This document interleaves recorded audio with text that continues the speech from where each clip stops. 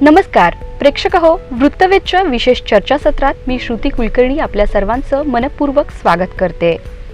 1 October जागतिक ज्येष्ठ नागरिक दिन अर्थात international day for elderly people म्हणून ओळखला जातो. तर 12 ऑक्टोबर हा दिवस वर्ल्ड आर्थरायटिस डे म्हणून ओळखला जातो. आर्थरायटिस अर्थात संधिवात. ज्येष्ठ नागरिकांमध्ये याचं प्रमाण सध्या बरंच वाढतं आहे. आणि संधिवात किंवा आर्थरायटिस हा आजार नक्की काय आहे, त्याचं स्वरूप कसं आहे, तो कुठल्या कारणांमुळे होतो आणि त्याच्यावर उपाय काय केले जाऊ शकतात, या सर्वांबद्दल विस्तृत माहिती देण्यासाठी आज आपल्या स्टुडिओत इथे आलेले आहेत वैद्य कमलेश कुकरेजा सर. आपलं मनपूर्वक स्वागत या कार्यक्रमात. नमस्कार. नमस्कार. सर्वप्रथम त्यांची ओळख करून घेऊयात. वैद्य कमलेश कुकरेजा हे MD आयुर्वेद आहेत.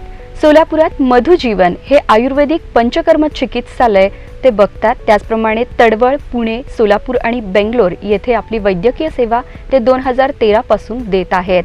त्याचप्रमाणे कोटक्कल, केरळा येथील सर्व उत्पादनांचे ते अधिकृत विक्रेते आहेत. आज आपल्याला ते इथे विस्तृत मार्गदर्शन करणार आहेत. चला तर त्यांच्याशी विस्तृत अशी चर्चा करूया वार्धक्यजनित आर्थरायटिस या विषयावर. सर, पहिला प्रश्न मला आपल्याला मुख्यत्वे असा विचारायचा आहे की आज जसं मी आता सांगितलं की ज्येष्ठ नागरिक दिवसाचंही औचित्य आहे आणि शिवाय वर्ल्ड आर्थरायटिस डे देखील आता ऑक्टोबरमध्ये येतो आहे. तर ह्या निमित्ताने आपल्याला असं का वाटतं की हा कार्यक्रम घेण्याची आज नितांत गरज आहे, का आहे? आयुर्वेद शास्त्रामध्ये शरीराची व्याख्या सांगताना प्रतिक्षणम क्षीयते इति शरीरः असं सांगितलेलं आहे. प्रत्येक क्षणाला ज्याची झीज होत जाते ते म्हणजे शरीर. वयस्कर होत जात असताना या मानवीय शरीरामध्ये बहुआयामी असे जैविक बदल घडत जातात. हे समजून घेण्यासाठी आधुनिक शास्त्रामध्ये बऱ्याच थिअरी मांडल्या गेलेल्या आहेत. फ्री रॅडिकल थिअरी किंवा इम्यून थिअरी.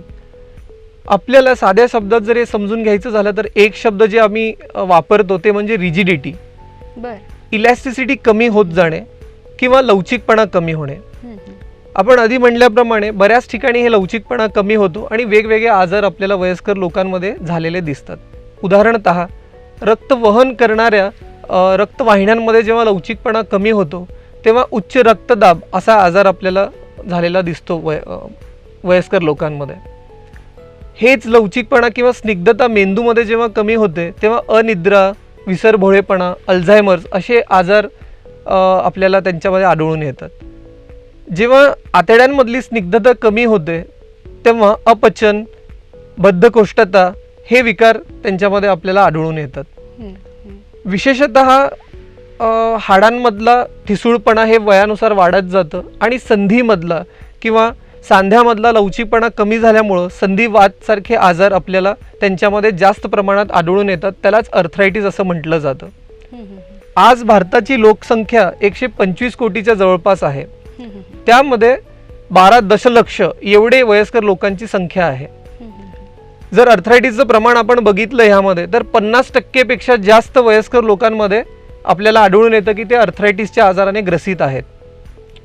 तर आजच्या या कार्यक्रमाचा उद्देश असा आहे की आयुर्वेदाच्या साह्याने आपल्याला ह्या आर्थरायटिसचं प्रमाण कसं कमी करता येईल ते आपण बघणार आहोत. बरं, निश्चितच त्याबद्दल आपण प्रेक्षकांना विस्तृत माहिती देणारच आहोत. पण जसं आत्ता आपण सांगितलं तर मला विचारायचं की आर्थरायटिस हा जो आजार आहे त्याचं नेमकं स्वरूप कसं आहे, त्याच्यात काही प्रकार आहेत का? ओके. आर्थरायटिस हा शब्द 2 शब्दांनी बनलेला आहे, अर्थरॉन आणि आयटिस. अर्थरॉन हा एक ग्रीक वर्ड आहे, त्याचा अर्थ आहे सांधा किंवा जॉईंट. आयटिस म्हणजे इन्फ्लमेशन. आधुनिक शास्त्रामध्ये इन्फ्लमेशनचे काही चिन्ह सांगितलेले आहेत किंवा लक्षणं सांगितले आहेत. प्रामुख्याने दुखेरपणा, सूज, त्या लोकल भागाचं तापमान वाढणे आणि प्राकृत कार्यक्षमतेमध्ये घट होणे किंवा कमी होणे हे आयटिस किंवा इन्फ्लमेशनचे लक्षणं आहेत. जेव्हा हे लक्षणं प्रामुख्याने आपल्याला शरीराच्या एखाद्या सांध्यामध्ये आढळून येतात तेव्हा त्याला आपण आर्थरायटिस असं म्हणतो किंवा संबोधतो. आर्थरायटिसचे असं बघायला गेलं तर 100 पेक्षाही जास्त प्रकार आहेत. पण प्रामुख्याने प्रॅक्टिसमध्ये आम्ही ह्याला 4 प्रकारांमध्ये ह्याचं विभाजन करतो त्याच्या कारणाच्या आधारावर. पहिला प्रकार म्हणजे शरीराची झीज झाल्यामुळं जे आर्थरायटिस होतं त्याला आपण डिजनरेटिव्ह आर्थरायटिस किंवा ऑस्टिओआर्थरायटिस असं म्हणतो. दुसरा इन्फ्लमेटरी आर्थरायटिस. आपल्या शरीरामध्ये रोगप्रतिकारक शक्ती असते बर. त्याचं मुख्य जे लक्षण असतो ती सेल्फ टॉलरंट असते, म्हणजे ते आपल्याला मारक कधीच ठरत नाही.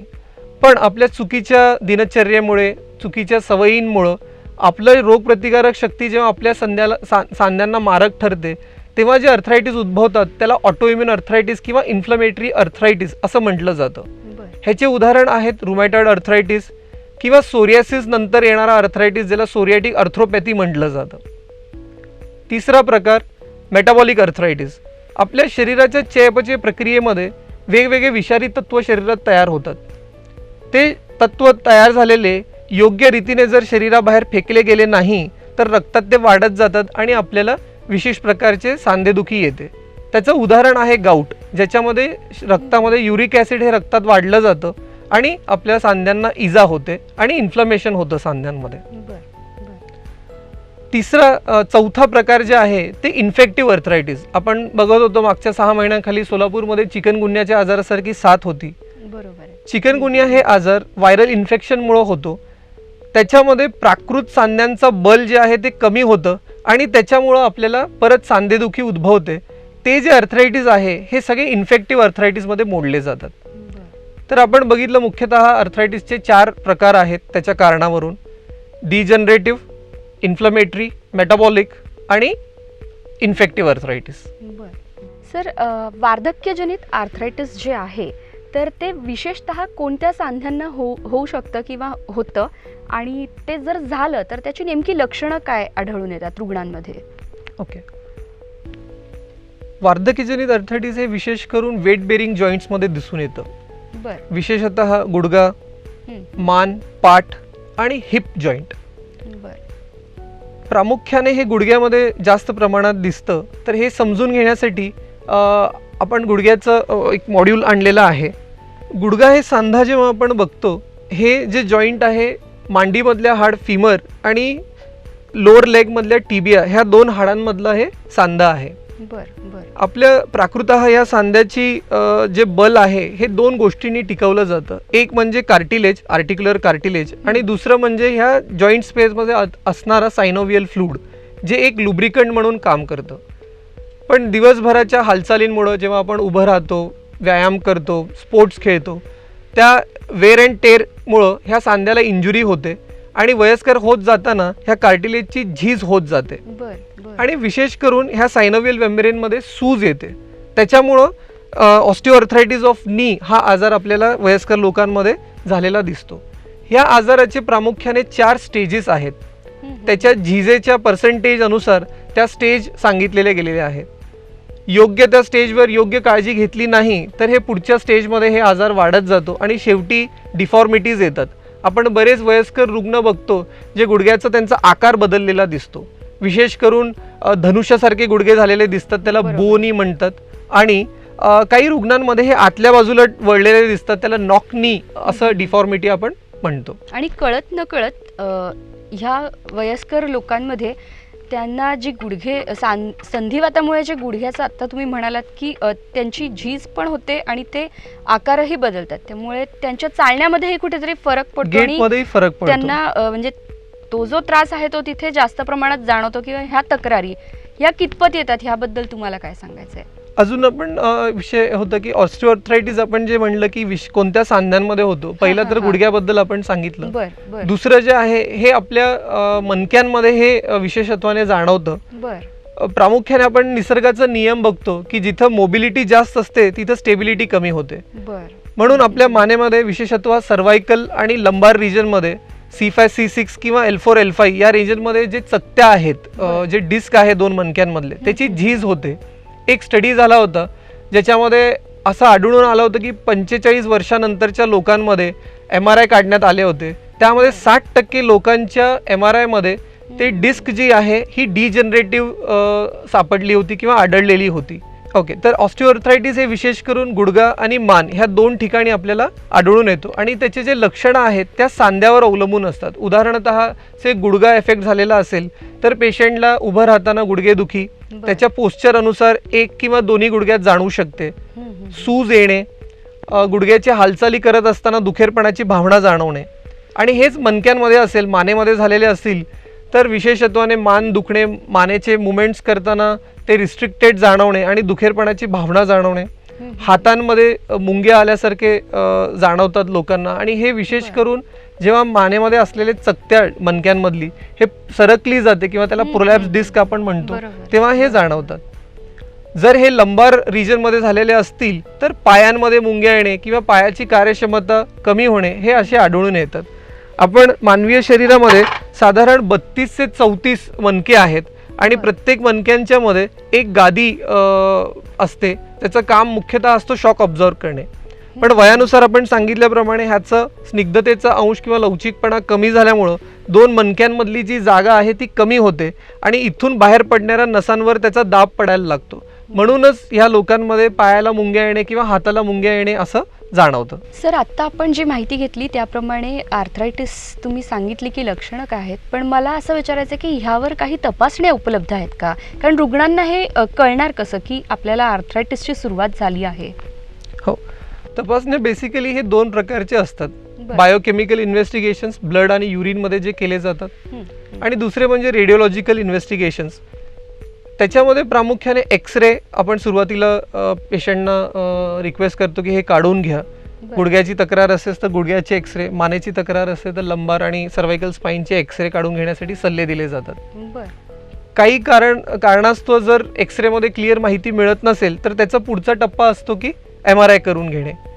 तर त्या तपासण्याच्या आधारे आपल्याला क्लिनिकली आढळणाऱ्या लक्षणांपासून जे आम्ही डायग्नोसिस केलेलं आहे त्याचं कन्फर्मेशनसाठी हे तपासण्या करून घेण्याची सल्ला दिली जाते. जर ह्या तपासण्यांच्या आधारे रुग्णांना हे कळलं की आपल्याला आर्थरायटिस ह्या आजाराची सुरुवात झालेली आहे, तर त्यांना ह्यावर काही चिकित्सा उपलब्ध आहेत का? ओके, सध्या चिकित्सा जी आहे आम्ही म्हणतो प्रायमरी इंटरव्हेन्शन जी केली जाते, आपण अस्थिरोग तज्ज्ञांकडे गेल्यानंतर आपल्याला असे सल्ले मिळतात की वजन कमी करून घेणे, बऱ्याच वेळेला सप्लिमेंटेशन दिले जातात हाडांच्या पोषणासाठी, कॅल्शियमचे असतील, व्हिटॅमिन डी चे असतील किंवा व्हिटॅमिन बी चे असतील. जर ते नसांपुरता आजार गेलेला असेल, हातपायांना मुंग्या येत असतील तर मिथाइल कोबालामाइन किंवा व्हिटॅमिन बी चे सप्लिमेंटेशन घेण्याचे सल्ले दिले जातात. दुखेरपणा जास्त असेल तर पेन किलरचे गोळ्या, त्याच्यामुळे जे गॅस्ट्रायटिस होण्याची शक्यता असते ते कमी होण्यासाठी अँटासिड्सची गोळ्या. बरेच सपोर्ट्स पण सांध्यांसाठी मार्केटमध्ये अवेलेबल आहेत. नी कॅप्स आहेत, कॉलर्स आहेत सर्वायकल रिजनसाठी, बेल्ट्स आहेत लंबार स्पाईन इन्व्हॉल्व झालेला असेल तर. आणि त्याच्याही पलीकडे मग जर वारंवार ही तक्रार होत असेल आपल्या व्यवसायामुळं तर फिजिओथेरपिस्टची सल्ला घेण्यासाठी पाठवलं जातं. जर त्याच्यातूनच हे आजार कमी होत नसेल आणि पुढची अवस्था आलेली असेल आजाराची तर त्याच्यामध्ये सर्जिकल इंटरव्हेन्शनची गरज असते. तेव्हा पूर्ण गुडघा बदलून घ्या किंवा मानेत किंवा कमरेचं ऑपरेशन करून घेण्यासाठी सल्ला दिला जातो. म्हणजे बऱ्याच वृद्ध वयस्कर व्यक्तींकडून आपण जनरली ऐकतो की नाही, आम्हाला नी रिप्लेसमेंट सांगितलेलं आहे. ट्रू. आणि ह्या म्हणजे ज्या सल्ल्यामुळे बऱ्याच वयस्कर लोकांमध्ये असं ही जी भीतीची भावना आहे ती आपण आजकाल जास्त बघतो. पण मला आपल्याला असं विचारायचं आहे की जसं मी मगाशी सांगितलं प्रेक्षकांना की आपण MD आयुर्वेद आहात, तर आयुर्वेद म्हणजे नक्की काय आणि ह्या आयुर्वेद शास्त्राच्या आधारे ह्या आजाराकडे पाहण्याचा आपला काय दृष्टिकोन आहे? आयुष्य हा वेद इति आयुर्वेद अशा शब्दात आयुर्वेदाची व्याख्या केलेली आहे. आयुर्वेद हे एक असं शास्त्र आहे ज्याच्याने आयुष्य जाणलं जातं किंवा कसं जगावं त्याची माहिती या शास्त्रात सांगितलेली आहे. आयुर्वेद हे फक्त वैद्यकीय शास्त्र नव्हे. प्रत्येक शास्त्र हे काही सिद्धांतांवर अवलंबून असतं. तर आयुर्वेद हे शास्त्र प्रामुख्याने त्रिदोष सिद्धांतांवर अवलंबून आहे. आपण आधुनिक शास्त्रात म्हणतो की स्ट्रक्चरल अँड फंक्शनल युनिट जे आहे ह्या शरीराचं हे सेल आहे असं सांगितलेलं आहे. पण आयुर्वेद शास्त्रामध्ये आम्ही हे जे मानवीय शरीराचा ढाचा आपल्याला दिसतो आम्ही म्हणतो हे 7 धातूंनी बनलेलं आहे. विशेषतः रस, रक्त, मांस, मेद, अस्थि, मज्जा आणि शुक्र. पण हे जे व्यापार चालतात शरीरामध्ये, जे फंक्शनल युनिट आहे या शरीराचं, आयुर्वेदानुसार हे त्रिदोष आहेत. त्रिदोष म्हणजे काय नेमकं, तर दोष शब्द आम्ही हे ऊर्जेला संबोधलं जातं. हे 3 ऊर्जा असतात विशेषत्वाने, वात, पित्त आणि कफ. निसर्गामध्ये जसं सूर्य, चंद्र आणि वारा काम करत असतात त्याच पद्धतीने आपल्या शरीरामध्ये वात, पित्त काम करत असतात आणि शरीराचं आरोग्य हे सांभाळत असतात. आपल्या आहार विहारामुळं, चुकीच्या सवयींमुळं ह्या दोषांमध्ये जर इम्बॅलन्स आलं तर आपल्याला वेगवेगळे आजार होतात किंवा उद्भवतात. वयस्कर लोकांमध्ये झीज होत असताना आम्ही म्हणतो की वाताची वृद्धी होते आणि त्याच्यामुळं आपल्याला सांध्याचे विकार हे आपल्याला आपल्या शरीरामध्ये उद्भवतात. आयुर्वेद शास्त्राचं जे मुख्य प्रयोजन आहे ते म्हणजे स्वस्थ व्यक्तीचं स्वास्थ्य टिकवणं आणि रोग असणाऱ्या व्यक्तींचं रोगाचं निवारण करणं. आपण ऐकून असाल की prevention is better than cure, पण आयुर्वेद म्हणतं की हेल्थ प्रमोशन इज बेस्ट. आपण आज डिझीज मॅनेजमेंट बद्दल खूप बोलतोय, पण हेल्थ मेंटेनन्स बद्दल जर कोणत्या शास्त्रात खूप सविस्तर माहिती दिलेली असेल तर ते म्हणजे आयुर्वेद. तर कसं करता येईल हेल्थ मेंटेनन्स आयुर्वेदामध्ये, तर त्यासाठी ते उदाहरण देतात दीप परिपालनाचा. आपल्याला जसं आपण एक दीप प्रज्वलित राहण्यासाठी काळजी घेतो, आपण 2 प्रकारच्या काळजी घेतो. एक त्याच्यामध्ये तेल टाकणे, त्यालाच आपण म्हणतो की आपण दीपाचं पोषण करतो. दुसरं म्हणजे त्याला जे घातक आहेत गोष्टी त्याच्यापासून त्याचं आपण रक्षण करतो, उदाहरणतः वारा असेल. त्याच पद्धतीनं आपल्या या शरीरामध्ये आपल्याला जर धातूंची क्षमता टिकवायची असेल, स्वास्थ्य टिकवायचं असेल, तर आम्ही म्हणतो की पोषणाकडे लक्ष द्यायला पाहिजे. 7ही धातूंचं पोषण होईल असा आपल्याला आहार घ्यायला पाहिजे आणि शरीराला जे घातक गोष्टी आहेत त्याच्यापासून शरीराचं रक्षण आपल्याला करता आलं पाहिजे. हे आयुर्वेदात सविस्तर ह्याची माहिती दिलेली आहे. नक्कीच. आता आयुर्वेदाबद्दल जे आपण सांगितलं, पण त्या अनुषंगानेच मला आपल्याला एक प्रश्न असा विचारायचा की आयुर्वेदात संधिवातावर काय चिकित्सा आहे? आयुर्वेदामध्ये चिकित्सा हे प्रामुख्याने 3 भागामध्ये विभाजन केलेलं आहे. कोणत्याही आजारांसाठी असू दे. पहिला जे टप्पा असतो ते निदान परिवर्जनाचा. पेशंटशी चर्चा केल्यानंतर, तपासणी केल्यानंतर हे आजार झाला कशामुळं ह्याचं आपल्याला निदान कळतं, ह्याचे हेतू लक्षात येतात. तर त्या हेतूंपासून दूर जाणे हे पहिल्या चिकित्साचा टप्पा आहे. दुसरा शमन चिकित्सा, ज्याच्यामध्ये औषधी आहेत. आयुर्वेदामध्ये बऱ्याच औषधी कल्पना आहेत. आसवरिष्ट असतील, गुगुळकल्प आहेत, चूर्ण आहेत, तेलं आहेत, कषाय आहेत. वेगवेगळ्या पद्धतीने हे औषधं बनवले जातात आणि त्यांचा वेगवेगळ्या पद्धतीचा ॲक्शनही आपल्याला दिसून येतो. ह्याच्यानेही जर आजार आटोक्यात येत नसेल औषधांच्या साह्याने, तर पंचकर्म करून घेण्याचा सल्ला दिला जातो. पंचकर्म हे प्रामुख्याने व्यवहारामध्ये 2 पद्धतीनं प्रॅक्टिसमध्ये केलं जातं. एक म्हणजे शास्त्रोक्त पंचकर्म आणि दुसरं म्हणजे केरळीय पंचकर्म. शास्त्रोक्त पंचकर्मामध्ये संधिवातासाठी जी चिकित्सा केली जाते ती म्हणजे बस्ती चिकित्सा. आपण सुरुवातीलाच बघितलं की वार्धक्यामुळे जे येणारा अर्थरायटिस आहे त्याचं मुख्य कारण आहे की सांध्यांमधला लवचिकपणा कमी होणे. तर बस्ती चिकित्सामध्ये शास्त्र त्याला उपमा अशी दिलेली आहे की उदाहरणतः आपल्याला एखाद्या झाडाचं पोषण जर करायचं असेल तर त्याला पाणी जे दिलं जातं हे आपण त्याच्या मुळात टाकतो. प्रत्येक फांदीला, फळाला, पानाला वेगळं पाणी देण्याची गरज आपल्याला भासत नाही. त्याच पद्धतीनं वार्धक्यजनित अर्थरायटिस मग हे गुडघ्यात असो किंवा मानेमध्ये असो किंवा कमरेमध्ये झालेला असो, तर तिथं झालेली झीज ही भरून काढण्यासाठी बस्ती चिकित्सा सांगितलेली आहे. कारण की वात हे जे ऊर्जा आहे त्याचं हे मुख्य स्त्रोत जे सांगितले किंवा मुख्य स्थान जे सांगितलेलं आहे ते म्हणजे पक्वाशय. त्यामुळे जेव्हा पक्वाशयामध्ये बस्ती दिली जाते विशिष्ट प्रकारच्या तेलांची, त्यामुळं आपल्याला ह्याच्यामध्ये लवकर त्याची झीज कमी करण्यासाठी आपल्याला मदत मिळते. आणि वाताची चिकित्सा मुख्यतः स्नेहनावर अवलंबून आहे. तर जे सांधा इन्व्हॉल्ड आहे त्याला तेल लावणे, शेकून घेणे. जर सूज असेल तर पंचकर्माच्या चिकित्सामध्ये जळू लावले जातात. आपण ऐकून असाल जलोका किंवा लीच थेरपीबद्दल.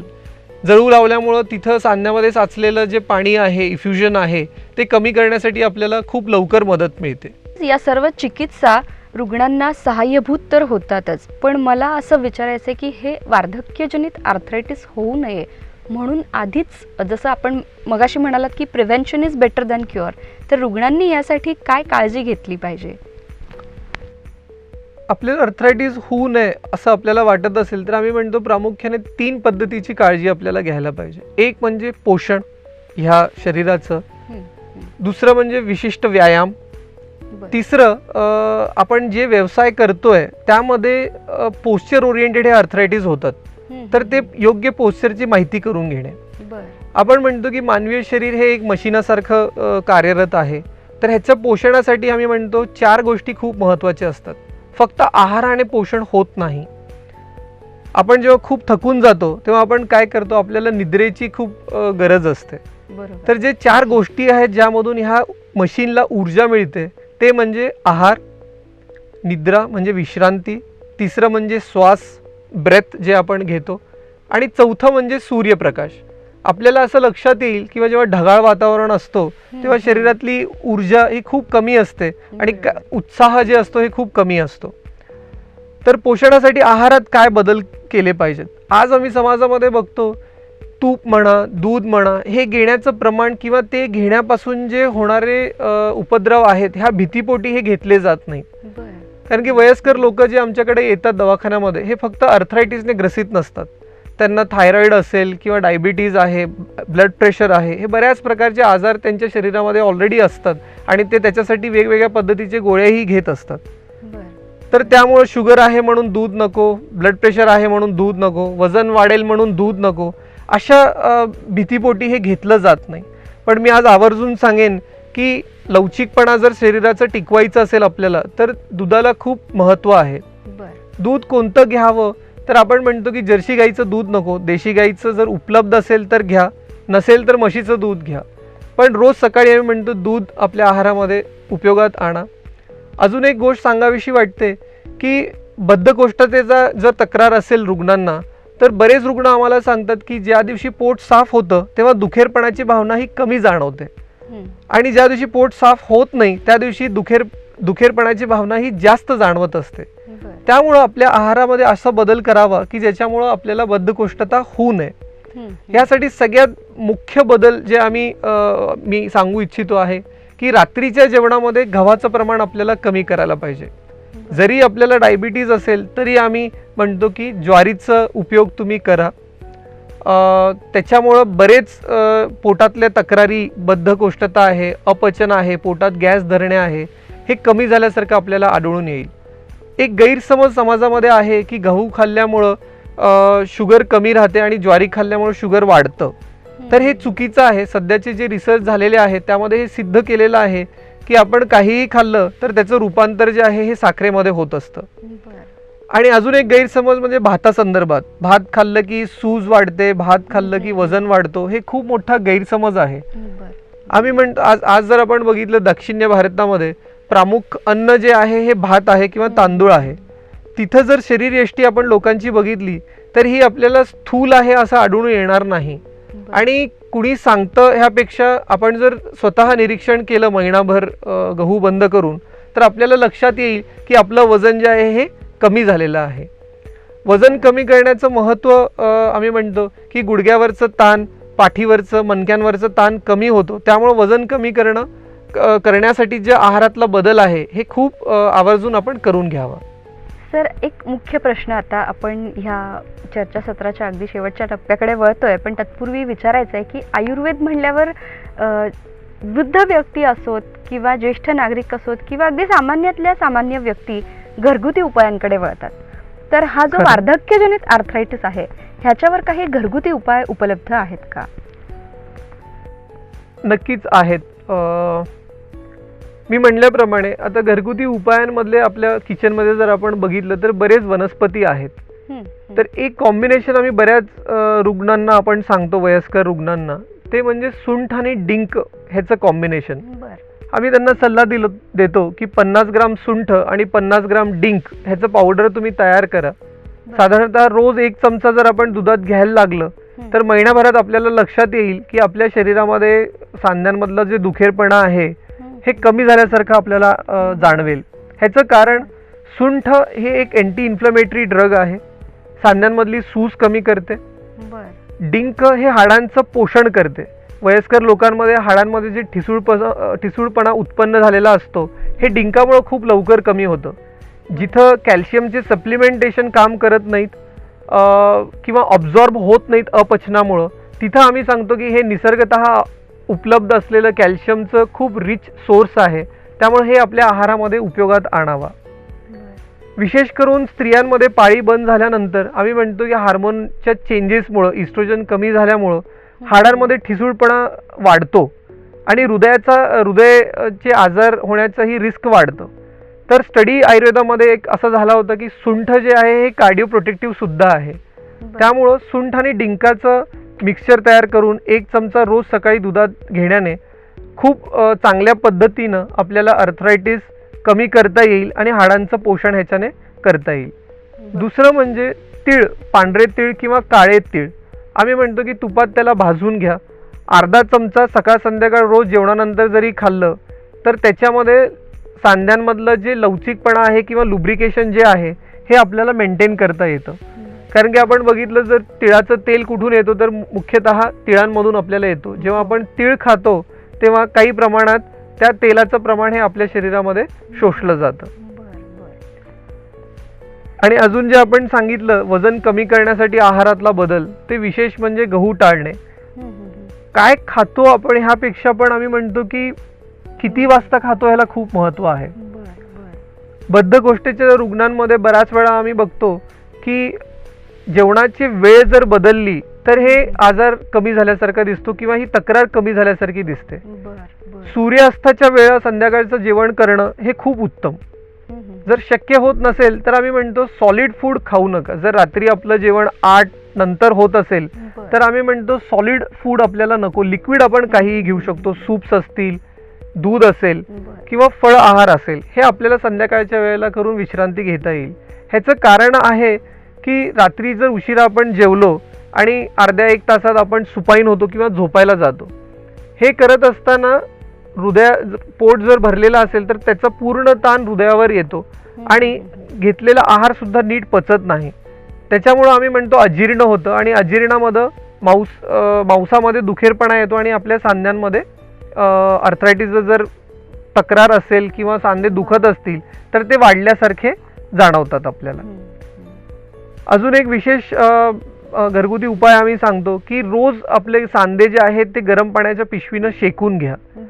विशिष्ट तेल मार्केटमध्ये अवेलेबल आहेत. महानारायण तेल असेल, बला अश्वगंधा तेल असेल. जर तेल नसेल घरी कोणतं तर खोबरेल तेल वापरलं तरी चालेल आपल्याला. पण ते लावण्याआधी आम्ही म्हणतो की थोडंसं आपण ते गरम करून लावा. ह्याचं कारण काय की आपल्या त्वचेवर जे पोर्स आहेत, गरम तेल लावल्यामुळे तिथून तेल योग्य पद्धतीने शोषलं जातं आणि त्याच्यानंतर आम्ही म्हणतो गरम पाण्याच्या पिशवीने साधारणतः 20 ते 25 मिनिट जर आपण सांधा शेकून घेतला तर बऱ्याच प्रमाणामध्ये त्या सांध्याचा दुखेरपणा हे कमी होतो.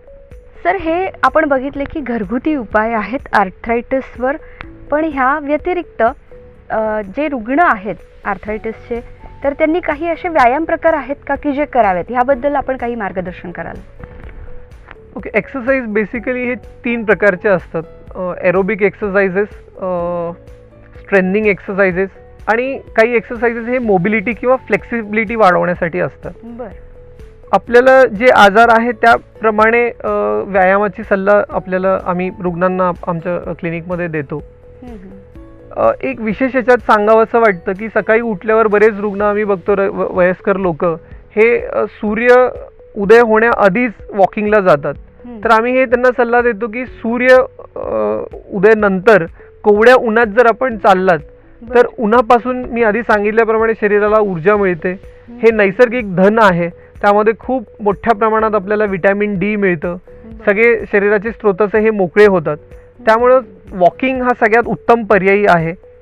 जर खूप जास्त दुखेरपणा असेल तर त्यावेळेला वॉकिंग न करणे किंवा टाळणे महत्त्वाचं. त्यावेळेला आम्ही म्हणतो योग्य ती काळजी घेऊन औषधं घेऊन एकदा दुखेरपणा कमी आला, आटोक्यात आलं, मग आपल्याला स्नायूचं मांसाचं बल वाढवण्यासाठी आपल्याला व्यायाम करायला पाहिजेत.